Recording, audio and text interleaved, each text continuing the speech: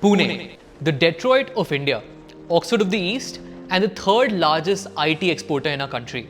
A city where armies once marched to conquer an empire now has startups and companies waiting to conquer the markets that they enter. The same roads that once echoed with war elephants now buzz with self-driving car prototypes. But here's the crazy part. This transformation wasn't luck. There was a hidden pattern. A secret that runs through Pune's story. It is the reason why Tata and Infosys picked Pune over any other city in India. By the end of this video, you will discover what happened in Pune and how it transformed to become the city that it is today. Around the mid-1700s, the Shaniwar Wada of Pune is where the Peshwas of Maratha Empire lived and from where the Maratha Empire was controlled. Pune was the beating heart, the capital of this empire. But here is where the story really gets interesting.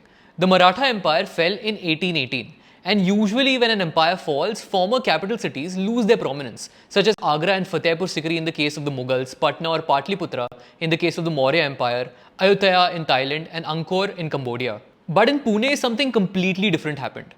Instead of crying over their lost glory, the defeated Peshwas did something remarkable. With their remaining funds, they built a college. The Hindu College, which today is known as the Deccan College, is the third oldest modern day university in India. This was the beginning of something much bigger. That single act lit the spark for an intellectual tradition that would shape the city's future far more than any other empire could. Decades later, that spark was carried forward by none other than Bal Gangadhar Tilak, Lokmanya Tilak as we know him today.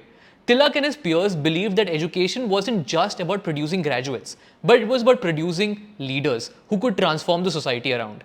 Tilak and his contemporaries founded the Deccan Education Society in 1884. What started as a handful of institutions grew into a powerhouse of knowledge. The next came Savitribai Phule Pune University, which today has over 6.5 lakh students, making it one of the largest universities in India. All of this was not just about education. It was about creating a culture of research, learning and innovation that became a part of Pune's DNA. So much so that in the late 1950s when Jawaharlal Nehru walked through Pune streets, what he saw were research labs, engineering colleges and brilliant minds everywhere he looked. And that is why he called Pune the Oxford of East. Now the city was attracting great talent, but when it came to jobs, people had to travel to other cities like Mumbai. But all of this was going to change very soon too. In 1964, Tata Motors made a bet that seemed crazy. They set up a major factory in a city known for books and not bolts. Usually, such factories are set up around ecosystems where there are already component manufacturers and supporting industries. But Pune didn't have any of them. Why would the Tatas choose Pune then? Because they saw something others missed. You can't build world-class cars without world-class talent and minds. Fast forward to today, villages around Pune have grown into big centers where cars are manufactured for the entire world. Earlier, areas like Deccan were once sleepy villages in Pune. Today, they are industrial cities where Mercedes-Benz, Volkswagen and Hyundai build cars that compete globally. People now call Pune the Detroit of the East. It is the second largest automobile manufacturer in India after Chennai. The key difference between the two places is that while Chennai is the largest automotive hub in terms of production and exports, Pune is a strong hub with a more diverse range of vehicles manufactured and a growing focus on R&D.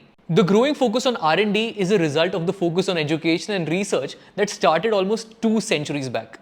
And the benefits of this focus on R&D and education extends beyond the manufacturing sector. It places Pune at the forefront of any new phase of development. The one that came next was the IT revolution and the startup wave. In 1981, Infosys started in Pune with a seed capital of $250. Everybody thought it was a very bad idea because the city was not known for software and technology unlike Bangalore. But what Pune had was sharp minds that propelled growth. By 1999, Infosys reached a revenue of $100 million. This greatly attracted the attention of other global giants to set up in Pune. What further acted as a catalyst to this growth was MIDC, Maharashtra Industrial Development Corporation. In the early 2000s, MIDC did something brilliant. They created industrial zones in and around Pune. Every facility that an industry required like land, water, good electricity and well-built roads were made easily available. Companies got facilities from the government and IT graduates from colleges of Pune.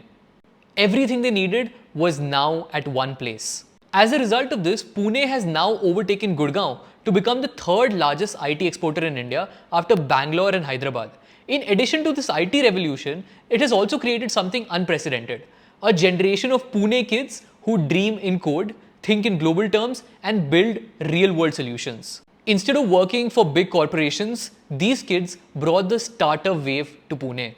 Companies like FirstCry and Quickheal started here and are now worth millions, if not billions. There are over 1,000 more such stories possibly in the making. Pune has done incredibly well for itself, but their future plans look even more promising. The economic vision for Pune 2030 is centered around transforming the city and its metropolitan region.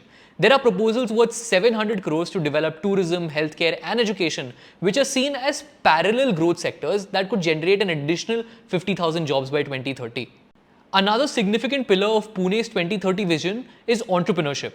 Initiatives like Festival of Future in Pimpri Chichwad underscore how local government is trying to build a thriving startup ecosystem through hackathons, pitch fests and innovation challenges. Net on net, Pune is expected to generate between 15 to 18 lakh new jobs by 2030. That is 1.5 million to 1.8 million new jobs, positioning it as one of India's most important employment engines. There is a very important lesson that the rise of Pune teaches us. When the Maratha Empire fell, the Peshwas could have let Pune fade into history like many other fallen capitals. Instead, they chose to invest in knowledge. By founding institutions like the Deccan College, they planted seed of education and research that would outlast empires. That seed became the culture that attracted leaders like Bal Gangadhar Tilak, drew students from around the world, and convinced giants like Tata and Infosys to bet on the city. Every revolution in Pune's growth, from manufacturing to IT to the startup wave, has been powered by the same foundation of learning and innovation. And now, as Pune prepares for 2030, aiming to create over 1 million jobs and lead in AI, electric vehicles, and advanced manufacturing, it is clear that the DNA of education and research is still the city's biggest strength. In the end, Pune's story proves one powerful truth: armies may build empires, but only knowledge builds legacies. What do you think? What could Pune's model teach other cities in India or even the world? Let me know in the comment section below and subscribe for more such informative and amazing content.